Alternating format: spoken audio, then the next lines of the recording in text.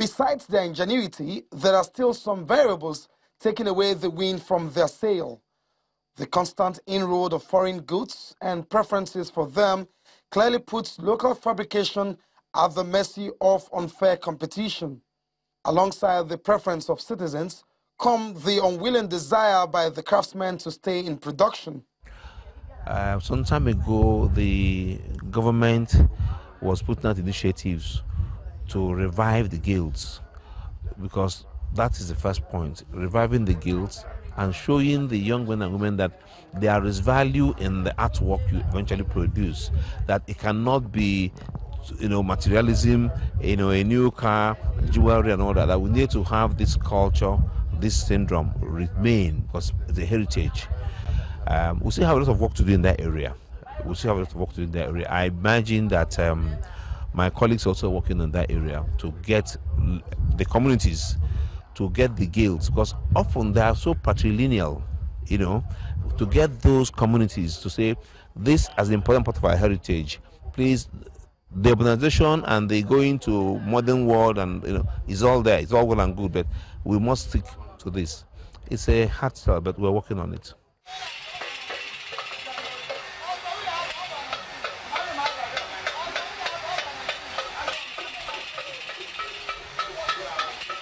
The competition has got elements of finesse, but that in no way takes away the quality of finished goods from the furnace of this community of generational metal craftsmen from Awka. They can form themselves into cooperative. ASBA will avail them of loan to do what? To put up structures, to furnish where they are doing their work, to buy equipment, particularly scientific equipment, to make it more attractive to the youth. Because the youth now, they want what is scientific because of the nature of the society and the technological advancement in the society. If that is done, this culture will be retained and this culture will be transmitted from one generation to the other. There are indications that some of them have found employment in a car manufacturing plant still in Anambra State, where iron is a key component, and that underscores the place of their skill set. The point has also been made to the effect that society is as much as part of the challenge of growing the indigenous technology as the government is. Save for farmers who still practice subsistence farming, the hoes and cutlasses wouldn't be patronized by people engaged in mechanized ventures. Still, advocacies could be made for the use of local products from, say, Awka craftsmen for the key iron components of those machines. Concerns has also been raised to whether the practice will go into extinction in the near future, if the frustration by the practitioners are anything to go by.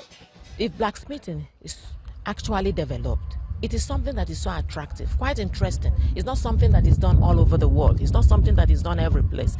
It's a particular culture, particularly meant for Awka people. And people have been coming from all walks of life and from different parts of the country in the past to come and look at the process of blacksmithing. If you see them blacksmith, you'll be attracted to it. And people want to come around to emulate what they are doing, to learn and be educated in the process of blacksmithing. So if it is made the way it should be, if a lot of people are engaged in it, then we have a process, we have a structure, we have a room, we have several of them, okay, engaging in it, producing several things like machetes, hoe, and what have you. And when this happens and these youths make money from it, people who are outside here will hear about Awka blacksmith again. They will now recognize it and now move down here to look at what blacksmithing is all about, because it is not a common process. It is very uncommon process, and it is very uncommon trade, and it is a trade that is interesting, attractive, and beautiful to behold. Some factors may point in the direction of still having a date in the future. The thinking is that the Igbo extraction is built on traditions handed down from generation to generation, especially through oral communication. What may change is the approach. Modernized and advanced processes may be introduced.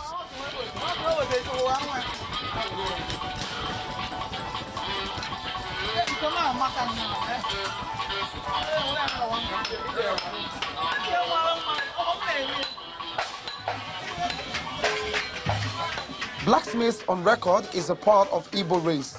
In politics, the crafts ensure fabricating of the staff of traditional office used by many rulers. Historically also, it will be difficult for families who inherited the practice to all go into extinction.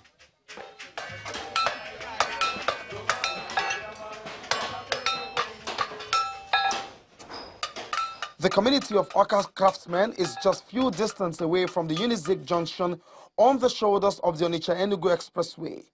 It's a place of history that shows the prowess of the Awka people pre-colonial era and regarded as the oldest settlement in Igbo land, which produced the earliest documented bronze in sub-Saharan Africa. They were known for being farmers, hunters, and skilled iron workers, which made their products such as farm implements, Dane guns, and ceremonial items well prized in the eastern region. Indeed, the hope is that as far as iron remains, blacksmith trade, especially by the Awka community, will continue.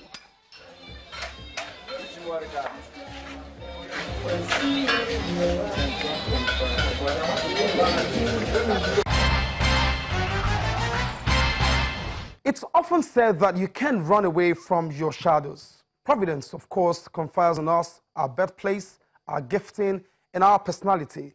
But it remains the responsibility of man to navigate through those trenches and fine-tune the rough patches of life to make the best from it. The metal craftsmen of Awka have a date with destiny. Their hands wrought products, but those hands are yet to eke out sustainable livelihood. They've been appealing to authorities and anyone in such capacity to help them carry their crafts into today's world driven by scientific approach. Thanks for being a part of our program this week. Bye for now.